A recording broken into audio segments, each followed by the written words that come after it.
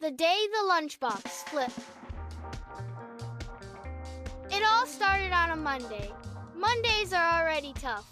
But for Eli Parker, age 10, this one felt like a disaster waiting to happen. The cafeteria was buzzing.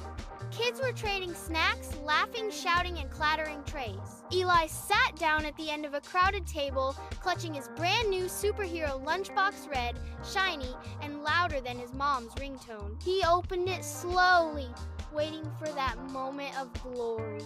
His mom had promised him a surprise, but just as he popped the lid, splat! His entire sandwich flew out, flipped in the air like a gymnast, and landed right on the floor, mayonnaise side down. The cafeteria roared with laughter. Even the lunch lady snorted. Eli's face turned as red as his lunchbox. At the far end of the table sat Ryder Quinn, the kid everyone thought was cool. He leaned back smirking. "Nice skills, Parker. Maybe join the circus?" The table erupted again. Eli wanted to sink through the floor, but then out of nowhere, Zoe, his best friend since kindergarten, stood up. "Leave him alone, Ryder. It's just a sandwich," Ryder smirked. "Relax, Zoe. I'm just joking." But his voice carried that edge, the kind that didn't feel funny at all. The rest of lunch was silent for Eli. Inside, he felt small, embarrassed, and angry. He wanted to shout something cool back, but his words had stuck in his throat. That night, Eli sat at home with his mom. Why do kids have to laugh when someone messes up? Why can't they just help? His mom smiled gently. Because sometimes kids laugh to feel bigger. But the truth? People who put others down are usually the ones who feel small inside. Eli thought about that all night. The next day, cafeteria. Same table. Same crowd. Eli opened his lunchbox, careful this time. But before he could take a bite, Ryder swaggered over. "Hey Parker, drop anything today?" Something shifted in Eli. Instead of shrinking, he looked Ryder straight in the eye. "Nope, but if I do, maybe you can help me pick it up." The table went quiet. Ryder blinked. He wasn't used to that. Then unexpectedly he laughed. Not a mean laugh this time, a real one.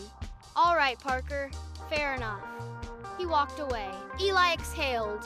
Zoe gave him a high five so hard it nearly knocked his apple juice over. "Boom! That's how you do it," she whispered. But here's the twist. Later that week, Eli stayed late for soccer practice. Walking home, he spotted Ryder by himself on the bleachers, staring at his shoes. He didn't look cool anymore. He looked lonely. "Hey," Eli said cautiously. "You okay?" Ryder hesitated, then sighed. "My dad, he promised he'd come to my game. He never shows up." Eli froze. Suddenly, the cool kid didn't seem like a giant anymore. He just seemed like a kid with a hurt he was hiding. So Eli sat down next to him. "No jokes, no comebacks. Just Saturday." "That stinks," he said softly. For the first time, Ryder smiled. Not the smirk, but a real honest smile. "Thanks, Parker." The lesson. By Friday, the cafeteria had changed. Ryder didn't tease Eli anymore. In fact, when another kid dropped their pizza slice, Ryder was the first to shout, "Hey, 5-second rule! Somebody grab it before it's gone!" The table burst out laughing, but this time everyone was in on the joke. Even the kid with the pizza. Eli realized something powerful.